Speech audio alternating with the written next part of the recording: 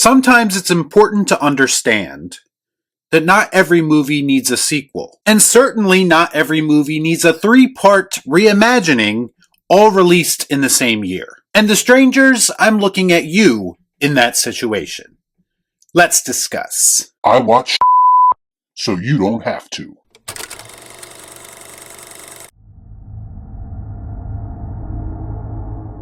Before I get started, I'd like to kindly ask that you hit the like button, and please subscribe to the channel for more content just like this.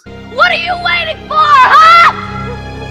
What are you waiting for? The Strangers Chapter 1 follows a young couple who are forced to spend the night in a remote cabin when their car breaks down in a small town. Panic ensues as they are terrorized by 3 masked strangers who strike with no mercy and seemingly no motive. So there seems to be some confusion around this movie as to whether or not it is intended to be a prequel to the original film or a kind of reimagining of sorts, and I think it's somewhere in the middle. I don't get it. This is Chapter 1 of a proposed trilogy of standalone films, with parts 2 and 3 coming out later this year sometime. I have to give them a little bit of credit for at least trying something somewhat unique, with 3 movies being released in 1 year. The problem is they should have used Chapter 1 to hook the audience in some way, so there is actually a demand to see the other 2 films. However, it's hard to do that when this film comes off as basically a lazy remake of the original. Minus the relationship crisis stuff, which gave the original 2 characters a bit of relatability and depth. This is basically a step-by-step remake that is less tense, less scary, and less memorable, and almost completely devoid of whatever made the original film so great. It's a bold strategy, Cotton. Let's see if it pays off for him. How close is it to the original exactly? Well, it got to a point where I was actually calling out things before they happened. And not necessarily because the poorly written script telegraphed everything, although that does happen also in this film. No, it's mostly because we have quite literally seen everything in this movie before, and it was all done better in a movie that is actually in the same franchise. So it does kind of leave you with this overwhelming feeling of what's the point. I understand that this was supposed to be a reintroduction of sorts to the Strangers, and that they might throw us some curveballs in the sequels. But was it really necessary to go this basic with the first film? Put some effort into it! I'll never forget the first time I saw the original Strangers, a movie that had a lasting impact on me, and it's actually become one of my favorite horror movies over the years. The tension, the creepy atmosphere, even the way that it was shot, it all gave you this gritty, documentary-style feeling to it that made everything feel real. And that, in effect, made me feel very unsettled while watching it, so it was a unique experience for me. That makes sense. But there was absolutely none of that in The Strangers Chapter 1. They turned it into run-of-the-mill modern jump scare bullshit that would feel right at home on a streaming service, aka the modern version of straight-to-DVD. One of the great things about the original film is how the Strangers were seemingly able to move in silence, go in and out of the house undetected. It made them very unpredictable and mysterious, but at the end of the day, they still felt like real people. In this film, however, it feels like they have teleportation powers. They are randomly appearing and disappearing in scenes where there is no way that they could go in and out undetected. And that's because execution and presentation are everything in these situations, and you have to build those scenes properly to make it all make sense. Congratulations, you played yourself. I also found it kind of strange, no pun intended, that the Strangers were a bit more animated in this film. One of them even vocalized a bit more, albeit in a strange, psychotic scream kind of way. But they're supposed to be stoic and unflinching, and this time around it felt like they had a bit more personality, and I don't think that that's a good thing. It felt like their whole aura was quite literally being removed right before our very eyes, and I don't think anyone signed up for that. As far as the protagonists go, there's not really much to write home about.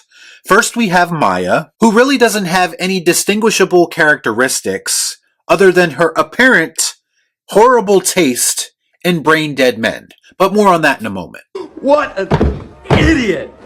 Oh, what a loser! Plus, they do this kind of stupid thing with her character where they tell us very briefly that she is an architect. And it becomes very clear that that was only put in the script so that she could have this moment in the film where she realizes that the house has a crawl space because it is built on an elevated foundation. It was just one of those eye-rolling plot conveniences that made the writing feel even more abysmal. And then we have her boyfriend Ryan, who might be one of the worst characters in horror movie history, and that's not an exaggeration. First of all, he's horribly acted, and no offense to the guy playing him, I'm assuming he didn't have much to work with when it comes to a script. But every single piece of dialogue that this guy speaks feels like it's being read off of a cue card. Emotionless and unnatural. Plus, he has this added character trait of being asthmatic and needing an inhaler. Something that we've seen in horror movies probably 1,000 times before. Must have air. And something that will very obviously come into play later when he is running away from mass killers. Although, strangely enough, it doesn't really come into play as much as you would think in those situations. Maybe one time. So again, I found myself asking the question, what exactly is the point? Maybe that was the writer's way of adding depth to this character. Or maybe they just needed a plot device to get him out of the house so his girlfriend could do her Liv Tyler reenactment scenes. Either way, it wasn't really a good look for the character or for the story. Also, I know that dumb decisions are kind of a thing in horror. Characters often do stupid things to move the story forward. But rarely do we have a character like Ryan who talks us through one of the dumbest decisions in his miserable life. Let's just say he has a very unique opportunity to even the odds with the strangers. And instead of taking that opportunity, he tells us why he is not afraid to do it, ends up talking too much, and gets himself captured. Great.